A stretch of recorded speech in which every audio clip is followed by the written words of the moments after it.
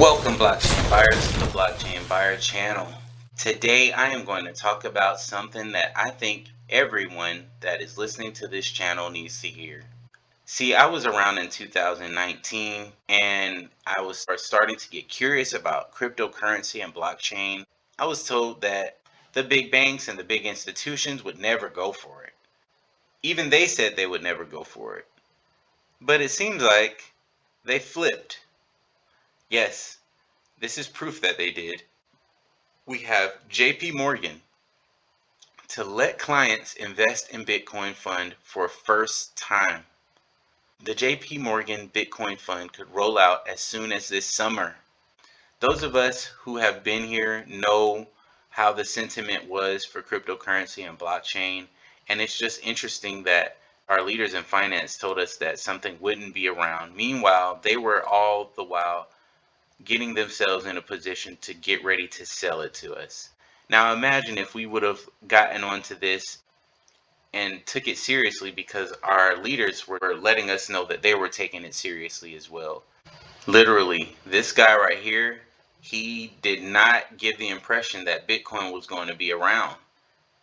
I don't know why they do this. From what I hear they say that that's called talking the book. When these companies talk their book, they talk against the book that they actually are investing in. They talk against the product that they actually are investing in, and they try to get many people to not also invest while the price is low. And then once they have a great position in it, then they like to bring it to the masses for us to now purchase it for, of course, a higher price, because they'll be selling it to us. So JP Morgan Chase is preparing to offer an actively managed Bitcoin fund to certain clients, becoming the latest, largest, and if its CEO well-documented distaste for Bitcoin is any indication, unlikeliest US mega bank to embrace crypto as an asset class. The JP Morgan Bitcoin fund could roll out as soon as this summer, two sources familiar with the matter told CoinDesk. So JP Morgan's Bitcoin will be actively managed. That's a notable break from the passive fare offered by crypto industry stalwarts like Pantera Capital and Galaxy Digital, which let well-heeled clients buy and hold Bitcoin through funds without ever touching it themselves. Galaxy and NYDIG are now offering Bitcoin funds to Morgan Stanley clients. The move by JP Morgan marks a sharp turn for the $3 trillion bank. Its JP Morgan CEO Jamie Dimon called Bitcoin a dangerous fraud in 2017. It's only 2021. It was a fraud in 2017, but it's only 2021 now.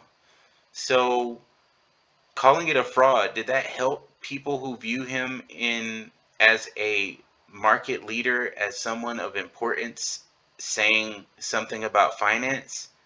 Would somebody take a word from Jamie Dimon seriously in 2017, him being the CEO of JP Morgan? A lot of us would, and a lot of people heard him say that Bitcoin was a dangerous fraud in 2017, threatening then to fire in a second any trader who touched the stuff. If you're stupid enough to buy it, you'll pay the price for it one day, he said at the time.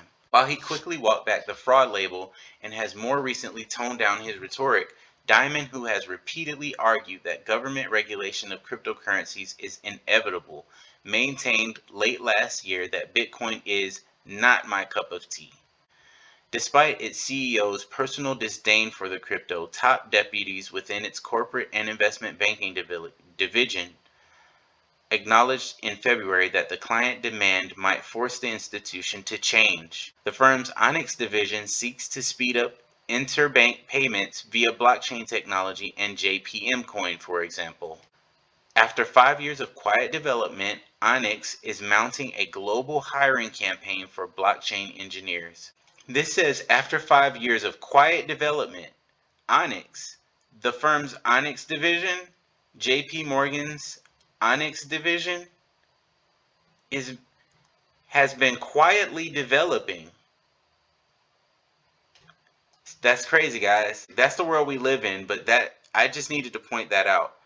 You've been told that blockchain and cryptocurrency was not going to be around, and it is. And that's wrong. I think that's wrong that they were able to do that, but that's just my 2 cents on it. I can't hold them liable for it. The most important thing isn't that we were tricked by JP Morgan, as you can clearly see.